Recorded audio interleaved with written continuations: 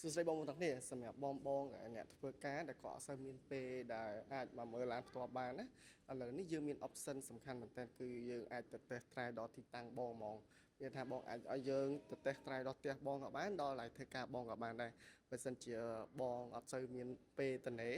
ហើយអត់អាចមក showroom បានណាមួយពេលខ្លះ showroom មាននៅឆ្ងាយផ្ទះអញ្ចឹងទៅហើយយើងបងឆ្លាញ់ជាមួយនឹង model T5 Evo របស់យើងបាទហើយសម្រាប់ឥឡូវនេះគឺតម្លៃពិសេសមែនតើត្រឹមតែ25,800ទេដែលតម្លៃចេញដំបូងរបស់យើងគឺ30,000ជាងបាទ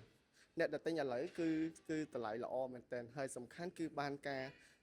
ម៉ាស៊ីនឡានល្អទៀតសំខាន់គឺម៉ាស៊ីនរបស់យើងគឺម៉ាស៊ីន Mitsubishi ផ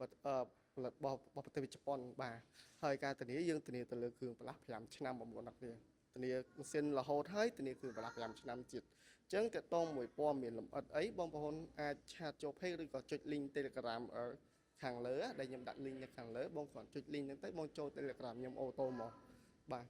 ពីខ្ញុំហេកជួបគ្នាវីដេអូក្រោយៗអរគុណបងប្អូនទាំងគ្នាបាយបាយ